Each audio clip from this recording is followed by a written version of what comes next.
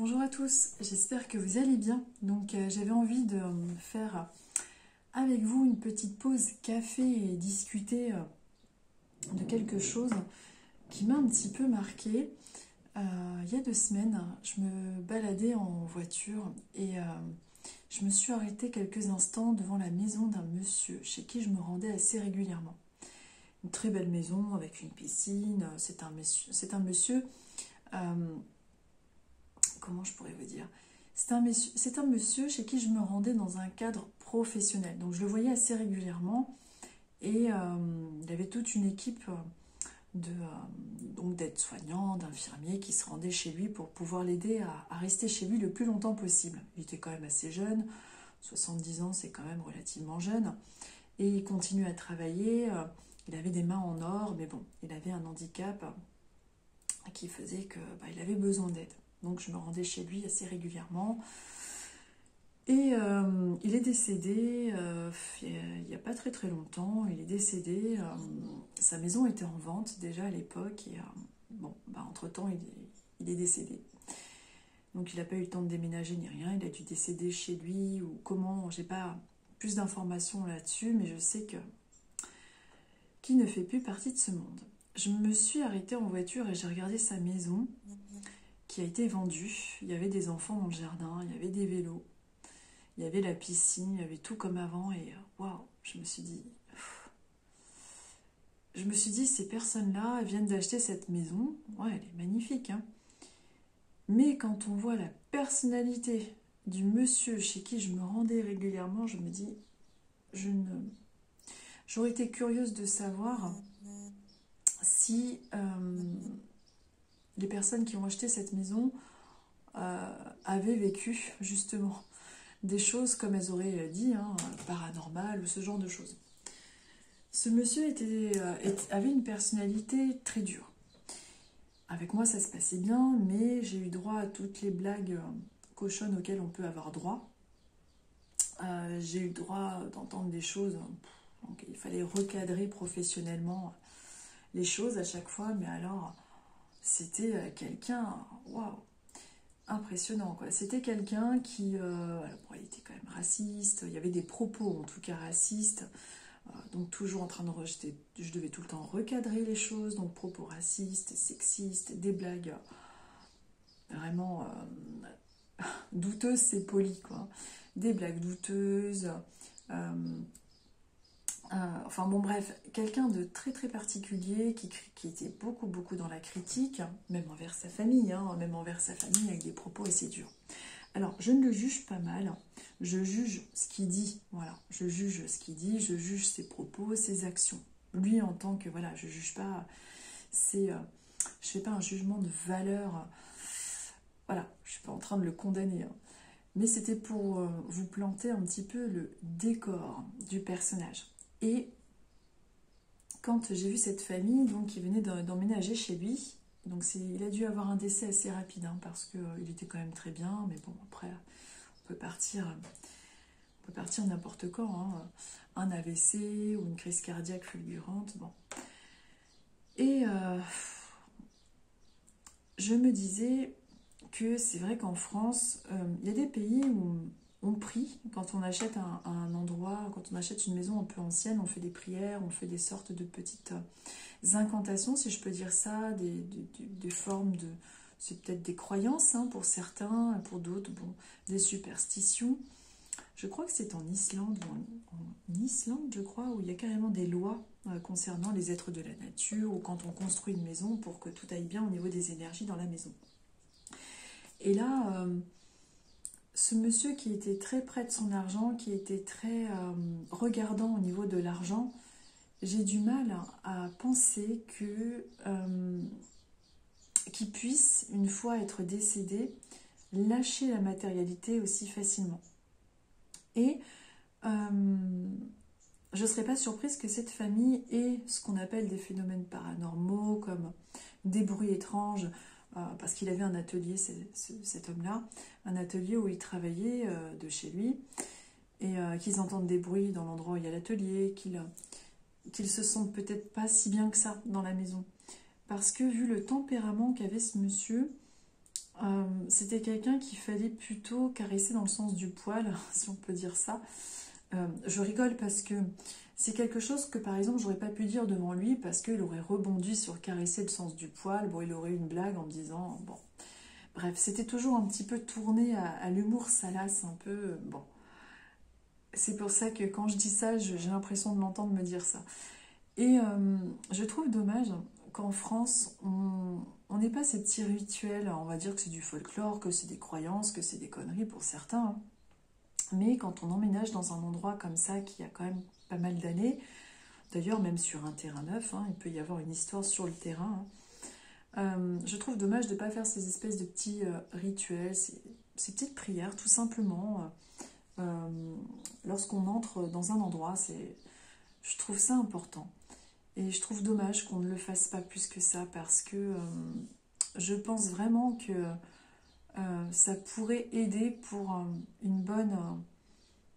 pour un bon équilibre énergétique dans la maison. Donc souvent vous remarquerez qu'il y a des endroits où vous vous rendrez dans des maisons où vous vous sentirez pas bien. Comme on dit, oh, il y a une mauvaise ambiance, ou oh, je me sens plombée dans cette maison, ou je me sens mal, j'ai l'impression d'être épiée. On a beau acheter une maison, la maison a une histoire. Et cette histoire, elle vient aussi de mémoire d'autres personnes. Et quand on entre dans un lieu, vous l'avez acheté, c'est chez vous, mais il y a toute l'histoire que vous avez beau acheter sur Terre, l'histoire existe. Et il y a les ancêtres de cette maison qui de temps en temps viennent dans ce lieu voir qui y habite, comme nous, on le fera plus tard, hein. Si vous avez une maison, que vous aimez beaucoup votre maison, que vous l'avez construite de vos mains, que vous y avez mis tout votre cœur, je peux vous garantir que de là-haut, vous viendrez souvent voir votre maison, voir qui y habite, qu'est-ce qui se passe. On a cette capacité lorsqu'on est de l'autre côté. Et donc, je me disais, mais waouh, j'aurais tellement voulu savoir comment ils s'y sentent dans cette maison, est-ce qu'ils ont des ressentis de cette personne. Alors évidemment, ce sont pas non plus, il n'est pas forcément à l'état de fantôme tout le temps dans sa maison, mais en tout cas, je suis certaine qu'il s'y rend beaucoup et que si par exemple ces personnes, lorsqu'elles ont acheté la maison, avaient fait une petite prière en disant, voilà, une petite prière tout simplement en disant, nous entrons dans ce lieu qu'on va respecter, qu'on va chérir, qu'on va aimer, qu'on va entretenir. Simplement ce genre de petites phrases quand on entre dans un lieu et on respecte toutes les personnes qui ont vécu avant, c'est déjà quelque chose qui peut beaucoup aider au niveau du ressenti, de l'ambiance, de l'endroit, du lieu. Je suis sûre que si tout le monde le faisait, ce serait beaucoup plus agréable d'habiter dans certains endroits. Voilà, j'avais juste envie de parler de ça parce que pour moi c'est d'une telle évidence.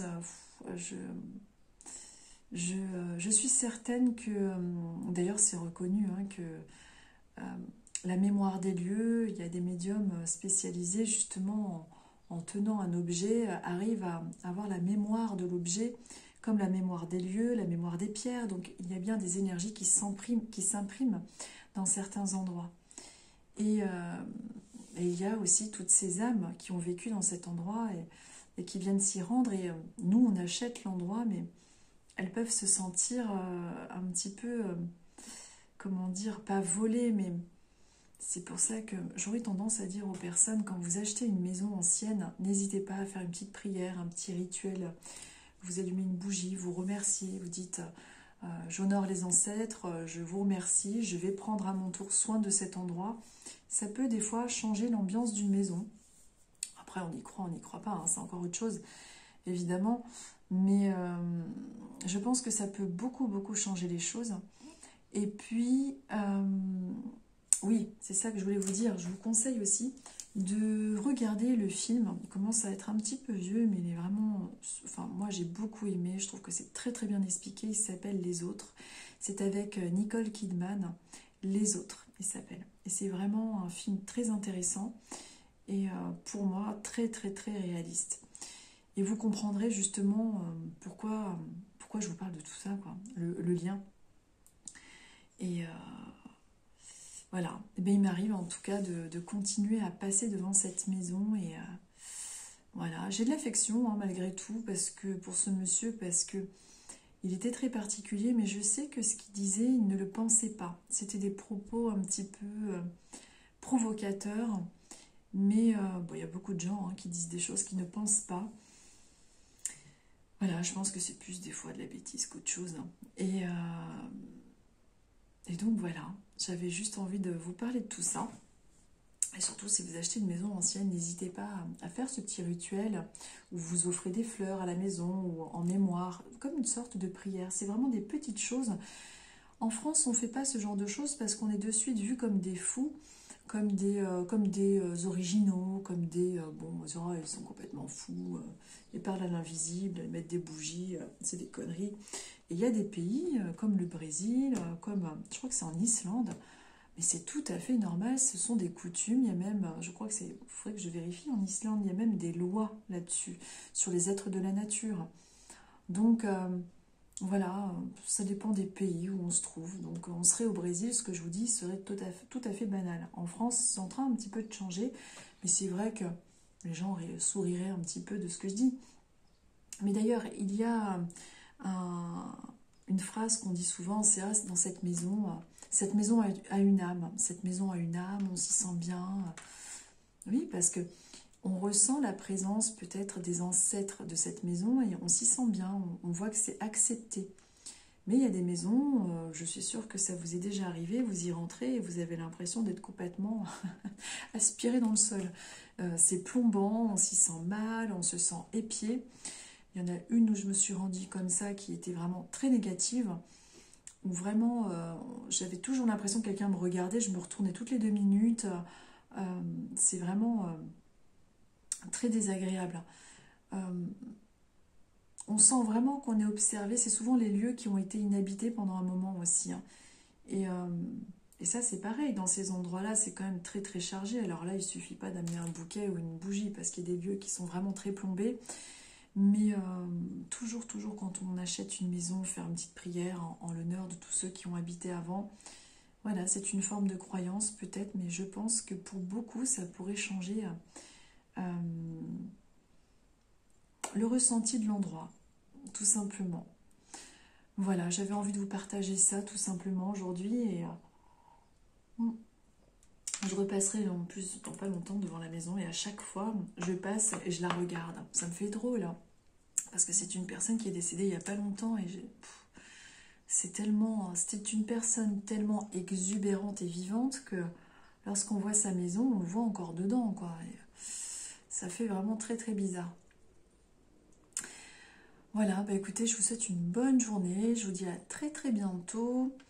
Peut-être que cette vidéo vous parlera. Peut-être qu'elle vous donnera envie de nettoyer votre maison si vous vous y sentez pas bien. En tout cas, essayez, puis écoutez-vous, bien évidemment, des petites prières. Il n'y a pas vraiment de formule. Vous vous adressez à l'endroit, vous envoyez des bonnes énergies.